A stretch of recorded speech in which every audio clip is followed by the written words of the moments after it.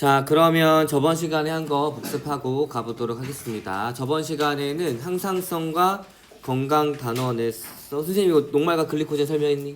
네. 좋아요. 그럼 그거 먼저 다시 복습하고 할게요. 자, 녹말과 글리코젠의 관계입니다. 자, 일단 녹말은 식물이 포도당을 저장하는 형태고 글리코젠은 동물이 포도당을 저장하는 형태인데, 저장한다는 얘기는 뭐냐면 포도당을 여러 개 결합시켜서 통으로 가지고 있는다는 얘기예요. 자, 그래서 식물은 자기가 포도당도 만들고 포도당을 녹말로 전환시키고 또 필요한 경우에 녹말을 쪼개가지고 포도당으로 씁니다.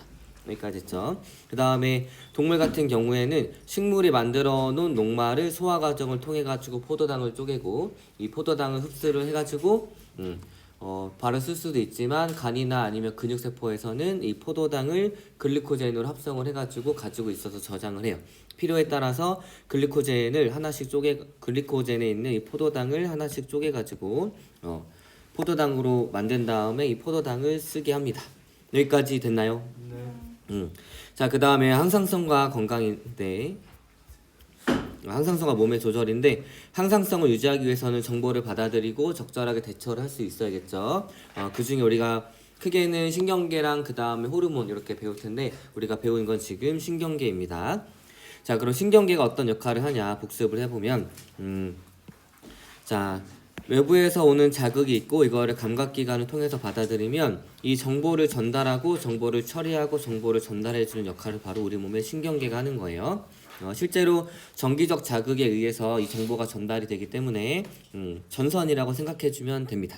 됐죠? 우리 몸에 전선이 다 깔려 있는 거고, 이 전선을 이루는 세포를 뭐라 그러냐면 뉴런이라고 합니다. 뉴런 기억나죠? 뉴런은 크게 신경세포체, 가지돌기, 축삭돌기로 구성이 되어 있고, 이 신경세포체 안에는 핵이 있습니다.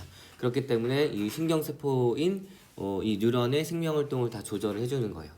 그리고 이렇게 짧은 가지들을 가지돌기라고 하고 긴 가지를 축삭돌기라고 하는데, 이 가지돌기는 자극을 수용을 하고 그 다음에 전선처럼 생겼지? 그래가지고 보통은 가지돌기에서 수용받은 이 자극을 축삭돌기를 따라가지고 다른 뉴런이나 세포로 전달을 해줍니다. 이런 방향성을 가지고 있어요. 일반적으로.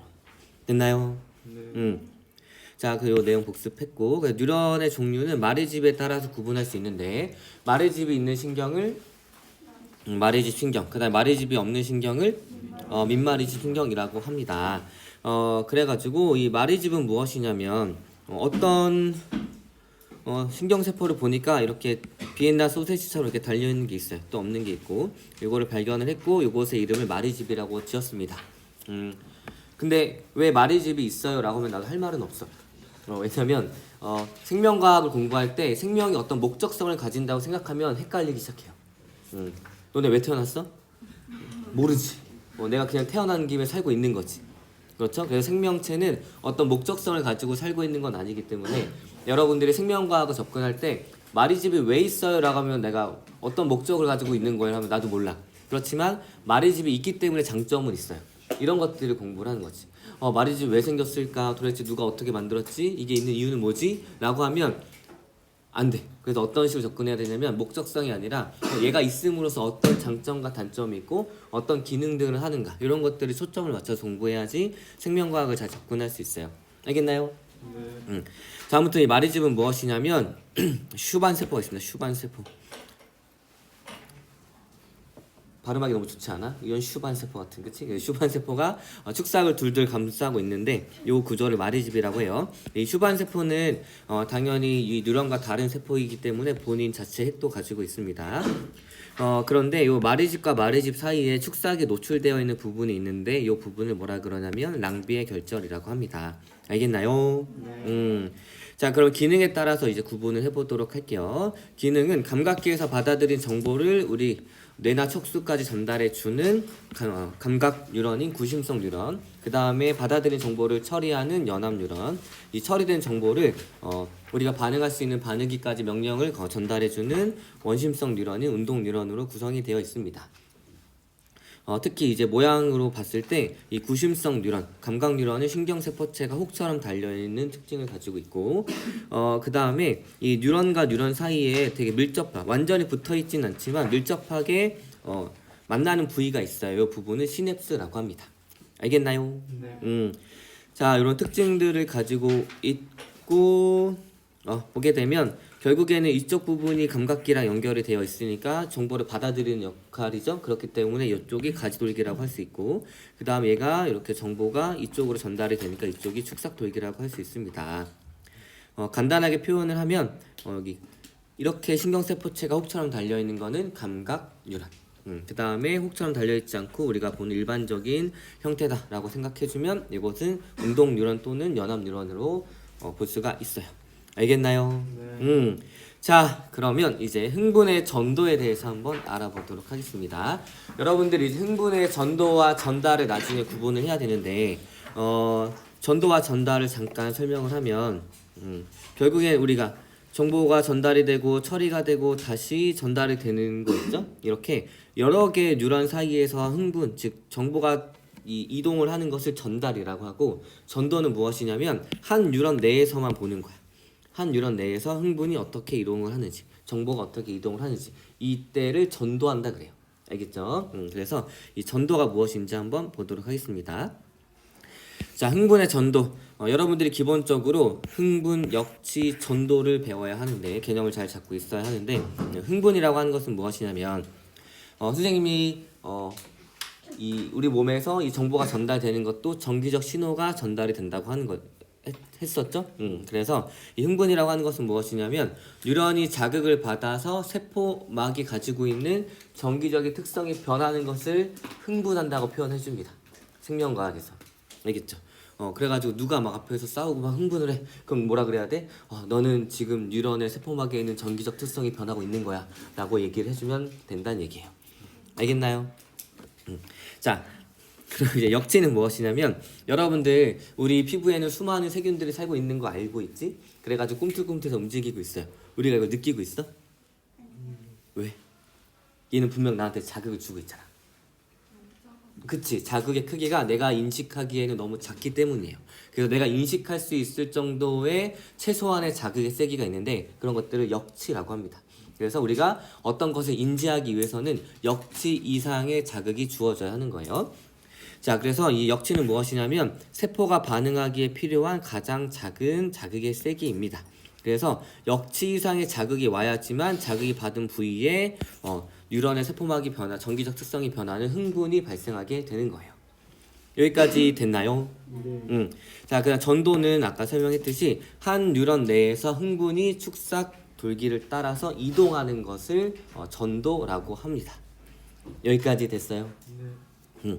자, 그러면 이제 우리가 막 전이에 대해서 배울 건데 전압이 뭐야? V. 전류를 흐르게 하는 힘. 그렇지. V는 IR 이렇게 하면 안 돼 지금은. V는 IR 기억 안 해도 돼. 우리에서는 이제 설명한 대로 전기를 흐르게 하는 힘, 전류를 흐르게 하는 힘인데 이거예요. 쉽게 생각하면 물로 많이 비유를 하는데 물이 흐르려면 높은 데서 낮은 데로 흘러야겠지. 자, 이런 식으로 전류가 흐를 수 있게 전기적인 위치 차이를 발생시켜 주는 것을 전위차, 다른 말로 전압이라고 합니다. 완벽한 비유는 아니겠지만, 자, 그래서 실제로 전기적 특성을 가지고 있기 때문에 막에 대해서도 이제 전압이 생기는데 어떻게 생기냐면 요게 축삭 돌기예요, 맞죠? 이 축삭 돌기 좀 확대를 합니다. 그래가 실제로 이 세포 안쪽과 세포 바깥쪽에 이 전압계를 연결해가지고 이 둘의 전압 차이를 보는 거예요. 실제로 측정을 하면 바깥쪽보다 안쪽이 70mV만큼 작습니다. 그래서 세포막의 이 전위가 마이너스 70mV라고 얘기를 해줘요. 자, 이게 어떤 거냐면 다시 이거를 단면을 보게 되면 이게 축삭돌기 단면이고 세포 안쪽과 바깥쪽에 전압계를 설치를 합니다. 그래서 전압을 측정하면 어떤 특징을 가지냐면 안쪽이 바깥쪽보다 70mV만큼 낮아요. 이런 막의 전위가 측정이 된다는 거예요. 세포막을 경계로. 여기까지 됐나요? 근데 이거는 절대적인 수치가 아니라 상대적인 수치. 세포 바깥쪽이 안쪽보다 70mV만큼 높다. 그러니까 반대로 얘기하면 세포 안쪽은 바깥쪽을 0으로 기준으로 했을 때 세포 안쪽의 이 전압은 마이너스 70mV란 얘기예요. 여기까지 됐나요? 자, 볼게요.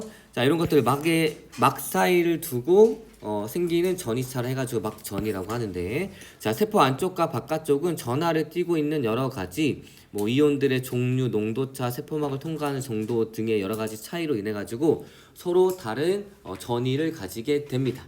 그 중에 우리는 뭐에 초점을 맞출 거냐면 나트륨과 칼륨에 대해서 초점을 맞추어서 볼 거예요. 됐나요? 자, 그래서 이런 여러 가지 이유들 때문에 세포막을 경계로 서로 다른 전압을 갖게 됩니다. 그래서 세포막을 경계로 한 세포 바깥쪽과 안쪽의 전압 차이를 뭐라 그러냐면 막전위라고 하는 거예요. 막을 경계로 생기는 전이차. 여기까지 됐나요? 네. 자, 그래서 막전위는 세포 밖의 전압을 0으로 했을 때 세포 안쪽의 전압을 나타내는 거야. 쉽게 생각하면 세포 안쪽에서 바깥쪽을 빼면 그게 막전위가 된다는 얘기예요. 여기까지 됐어요? 이건 절대적인 차이는 아니고 상대적인 차이로 전이차 쉽게 구하려면 세포 안쪽에서 바깥쪽에 전압을 빼주면 됩니다. 됐나요?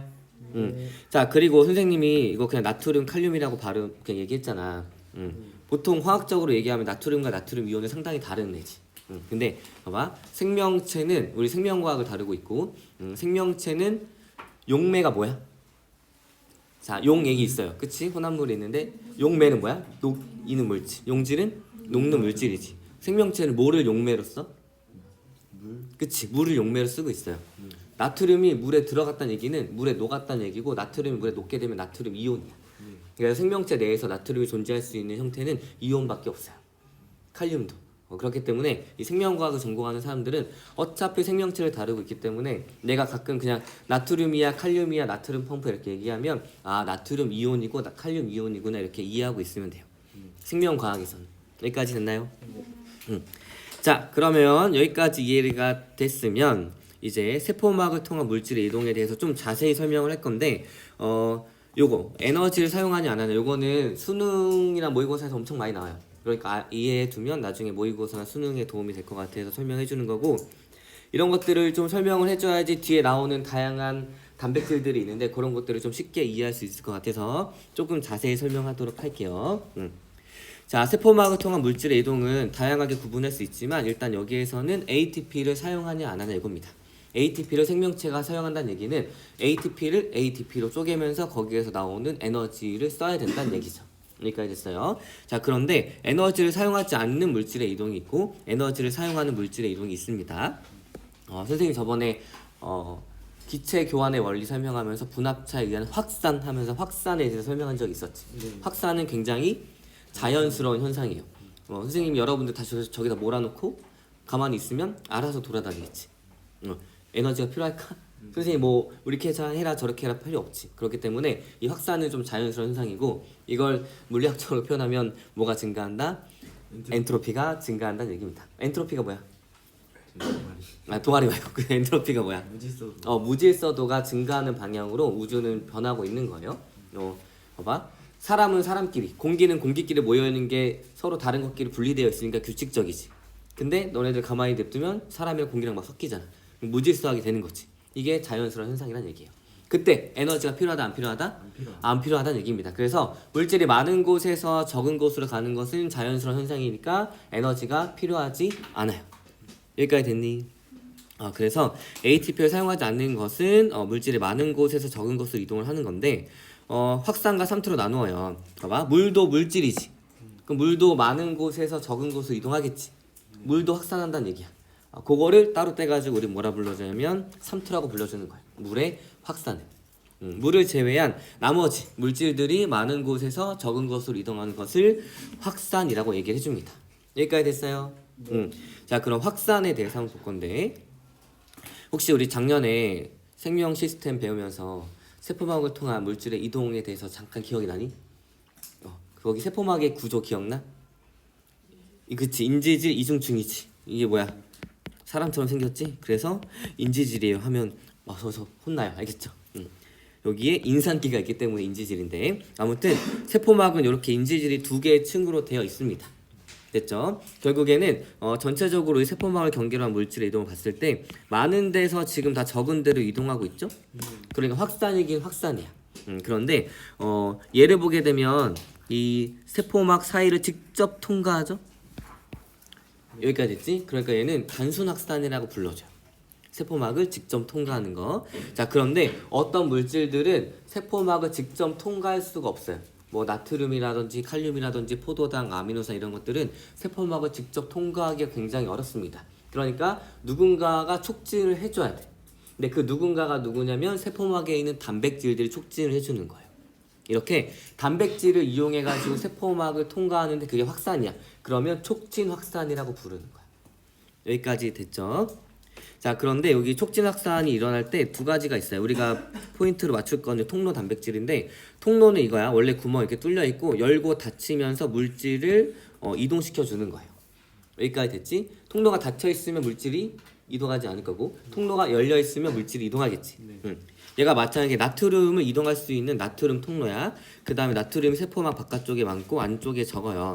근데 통로가 닫혀 있으면 나트륨이 이동하지 않겠지. 그냥 통로가 열려 있어. 그럼 나트륨이 많은 곳에서 적은 곳으로 이 막 단백질을 통과해서 가겠죠? 그럴 때 얘는 나트륨을 이동시켜주는 통로라 해가지고 나트륨 통로라고 이름을 붙여주는 거예요. 여기까지 됐나요? 네. 그래서 우리가 앞으로 배우게 될 통로는 나트륨 통로, 칼륨 통로가 있습니다. 이 단백질은 특이하게 구멍이 있다 해가지고 모든 물질들을 다 통과하는 게 아니라 특정 물질만 통과시켜요. 그래서 나트륨 통로는 나트륨만, 칼륨 통로는 칼륨만 이렇게 이동을 시켜줍니다. 여기까지 됐어요. 자, 그 다음 운반체 단백질은 별거 아니에요. 단백질을 이용해가지고 확산이 일어나긴 하는데 결합해서 얘 구조가 변하면 그냥 운반체라고 하는 거예요. 여기까지 됐지? 근데 우리는 초점은 여기에 맞출 거예요. 됐나요? 네.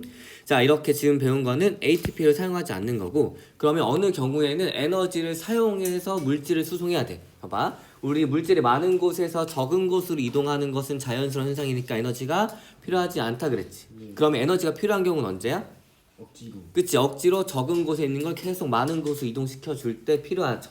그때 내가 능동적으로, 세포가 능동적으로 이 물질을 수송한다 해가지고 능동수송이라고 합니다. 여기까지 됐어요? 네. 자, 그래서 능동수송은 막 단백질을 이용하는 건데, 여기 볼게요. 물질 여기가 적고 여기가 많아요. 근데 ATP를 소비하면서 물질이 적은 데서 많은 곳으로 이동하고 있지. 그래서 자연스러운 거랑 역행하고 내가 능동적으로 수송해야 되니까 물질이 적은 곳에서 많은 곳으로 이동하는 이런 현상을 뭐라 그러냐면 능동수송이라고 합니다. 이때 ATP가 소모가 되는 거예요. 여기까지 됐나요? 네. 자, 우리는 요 ATP를 소모하면서 능동적으로 물질을 수송하는 단백질을 하나 배울 건데, 나트륨, 칼륨 펌프라는 거 배울 겁니다. 그 뒤에 가서 자세히 설명할 거예요. 여기까지 됐나요? 네. 자, 그래서 다시 보게 되면 확산 중에 단백질을 이용한 촉진 확산 중에 우리가 배울 거는 나트륨 통로와 칼륨 통로, 그 다음에 막 단백질을 이용해가지고 물질이 적은 곳에서 많은 곳으로 능동적으로 수송하는 것을 나트륨, 칼륨 펌프, 요 세 가지에 대해서 배울 겁니다. 여기까지 됐어요? 네. 자, 그러면 이제 통로의 종류, 다른 말로 채널이라고 해요. 이제 이게 대학교 가면은 통로 대신에 채널을 많이 써. 알겠지? 근데 교과서에는 통로 되어 있으니까. 근데 얘가 아무 때나 열고 닫히는 게 아니겠지. 이 단백질의 종류에 따라서 어떤 자극에 의해서 열리는지가 결정이 되어 있어요. 그래서 어떤 애들은 전압 변화, 즉 전기적 변화에 의해서 열리는 거야. 닫혀 있다가 전기적 변화가 딱 일어나게 되면 얘가 열리는 거지.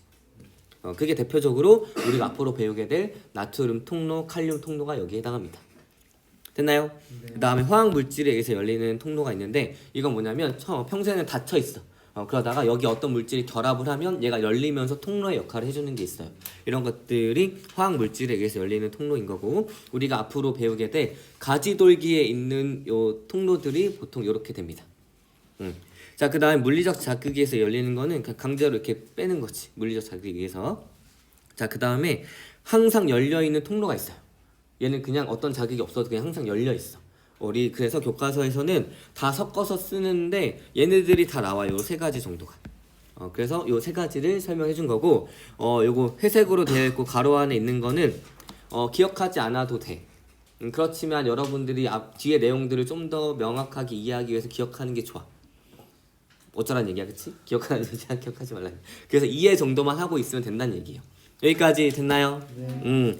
자, 그러면 이제 흥분의 전도와 관련된 막 단백질에 대해서 배워볼게요. 이 막 단백질은 세포막에 있는 단백질을 의미를 하는 거예요. 알겠죠? 이 세포막의 주성분이 인지질과 단백질이 있는데, 단백질들이 다양한 기능을 하는데 그 중에 하나가 물질의 수송에 관여를 합니다. 그 단백질에 대해서 한번 배워볼 거예요. 자, 나트륨 칼륨 펌프가 있고 나트륨 통로, 칼륨 통로가 있습니다. 일단 나트륨 칼륨 펌프야. 펌프할 때 에너지 쓰겠지? 그러니까 얘는 ATP를 소비하면서 강제로 물질이 적은 곳에서 많은 곳으로 이동을 시켜주는 거예요. 자, 그래서 어떻게 해주냐면 얘는 그냥 그런 거야. 왜 그러냐고 물어보면 안 돼. 나도 몰라. 그냥 얘는 그렇게 존재하고 있던 거야, 우리 세포에. 알겠지? 어떤 거냐면 나트륨을 계속 세포 안에서 바깥으로 펌핑을 해줘. 밖에 아무리 많아도 계속 지속적으로 나트륨을 세포 바깥으로 계속 빼내주는 거예요. 그 다음에 동시에 얘는 어떤 역할을 해주냐면 칼륨을 세포 바깥에서 안쪽으로 해서 계속 들여와. 여기까지 됐니? 그래서 나트륨 칼륨 펌프는 ATP를 소모해가지고 나트륨은 세포막 바깥으로, 즉 세포 안에서 바깥으로 나트륨을 수송을 하고 칼륨은 세포막 안쪽으로 들여옵니다. 그래서 세포 바깥에서 안으로 칼륨을 수송을 해요. 그래가지고 이 나트륨 칼륨 펌프 때문에 이온이 서로 다른 농도를 가지게 돼. 그래서 나트륨을 계속 바깥으로 펌핑하니까 세포 바깥쪽은 나트륨이 많아지게 되고 칼륨을 계속 세포 안쪽으로 들여오니까 이 안쪽은 칼륨의 농도가 높아지게 되는 거예요. 여기까지 됐나요? 네. 자, 그래서 얘네들을 보게 되면 칼륨 같은 경우에는 세포 바깥쪽이 5mm몰이라고 하면 세포 질의 농도는 150까지. 나트륨 같은 경우에는 세포 밖이 훨씬 많아요. 145. 근데 세포 질은 15 정도밖에 안 됩니다. 이게 뭐 때문이냐면 나트륨 칼륨 펌프가 계속 일을 해주고 있기 때문이에요. 나트륨 칼륨 펌프는 언제까지 작동하냐면 내가 죽을 때까지. 그래서 항상 모든 순간에 작동하고 있다. 요거를 잊어먹으면 안 돼. 여기까지 됐니? 네. 자, 그래서 정리를 하면 얘들 요거 위치가 이렇게 바뀌어 있어. 요거 나트륨은 여기 아래로 내려야 되고 칼륨은 위로 올려야 돼. 요거 칸 맞추려면 알겠지? 문장은 틀리지 않았는데 위치가 바뀌어 있으니까 볼게요. 자, 결국엔 나트륨 칼륨 펌프 때문에 어떻게 되냐? 나트륨의 농도는 세포 바깥이 높아지게 되고 안쪽은 낮아지게 됩니다. 그 다음에 칼륨은 바깥쪽이 낮아지게 되고 안쪽이 높아지게 되는 거예요. 됐나요? 자, 그리고 기억해야 될 거는 나트륨 칼륨 펌프는 항상 작동 중입니다. 알겠지? 언제까지? 우리가 죽을 때까지. 여기까지 됐나요? 네. 자, 그러면 나트륨 통로에 대해서 한번 알아보도록 할게요. 나트륨 통로, 우리 교과서에서 나오고 주로 다루는 이 나트륨 통로는 전기적 자극에 의해서 열리는 거야. 그래서 막전이가 변화하면 그 변화 때문에 얘네들이 열리게 됩니다. 알겠죠? 자, 그럼 나트륨 통로가 열렸어. 지금 농도 차이가 세포 바깥쪽이 나트륨이 많고 세포 안쪽이 적었단 말이지. 세포 바깥쪽이 나트륨이 많고 세포 안쪽이 나트륨이 적었어요. 근데 여기 통로가 딱 생겨. 그럼 나트륨이 어디에서 어디로 이동해? 자, 나트륨 바깥쪽이 많고 안쪽이 적어요. 나트륨 통로야. 얘는 열리면 그냥 길만 만들어주는 거지. 어떻게? 바깥쪽에서 안쪽으로 들어오겠지.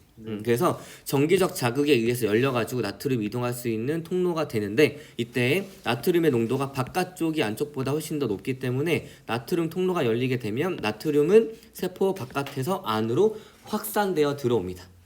여기까지 됐나요? 네. 자, 그런데 이 나트륨 통로는 전기적 자극이 오게 되면 굉장히 빠르게 열리고 빠르게 닫혀. 누구에 비해서? 칼륨 통로에 비해서. 알겠죠? 생물에서 보통 빠르다, 느리다 이거는 절대적인 수치가 있는 게 아니라 어떤 것과 비교를 할 때 얘기를 해주는 거야. 알겠지? 자, 그 나트륨 통로는 빠르게 열리고 빠르게 닫힙니다. 여기까지 이해됐어요? 네. 자, 그럼 이제 칼륨 통로에 대해서 배울 건데 교과서 문장이나 아니면은 문제집 같은 경우에 두 개 막 섞어서 쓰는데 선생님 구분을 해서 설명을 하고 싶어서 할게. 이 교과서에서 나오는 그 칼륨 통로는 전기적 자극에 의해서 열리는 칼륨 통로가 있고 그냥 항상 열려있는 칼륨 통로가 있어요. 자, 그러면 주인공은 누굴까? 항상 열려있으면 굳이 신경을 안 써도 되겠지. 그래서 항상 열려있는 칼륨 통로는 주인공이 아니고 뭐냐면 전기적 자극에 의해서 열리는 칼륨 통로가 여기에서 주인공이에요. 알겠나요? 네. 자, 그러면 볼게요. 이 전기적 자극에 의해서 칼륨 통로가 열립니다. 자, 세포막을 경계로 아까 나트륨 칼륨 펌프 때문에 세포 안쪽이 칼륨이 농도가 높았고 세포 바깥쪽이 낮았어요.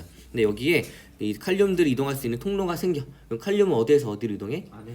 그렇지, 안에서 바깥쪽으로 확산되어 나가겠죠. 자, 칼륨의 농도는 안쪽이 훨씬 더 높습니다. 그러니까 칼륨 통로가 열리게 되면 칼륨은 세포 안에서 바깥쪽으로 확산되어 나가요.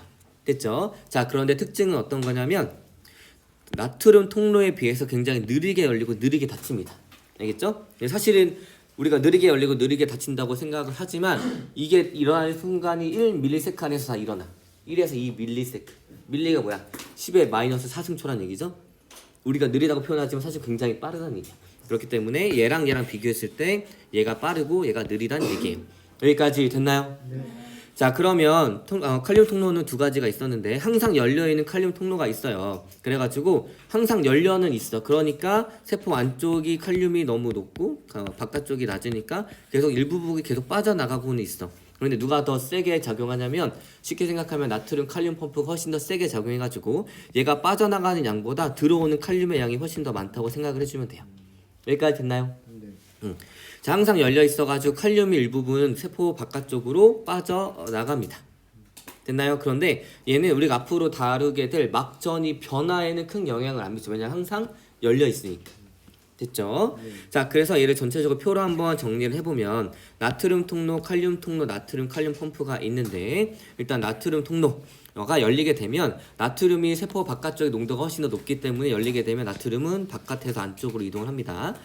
그 다음에 당연히 나트륨 통로니까 칼륨을 이동시키지 않아요. 나트륨 통로는 나트륨만, 칼륨 통로는 칼륨만 이동시킵니다.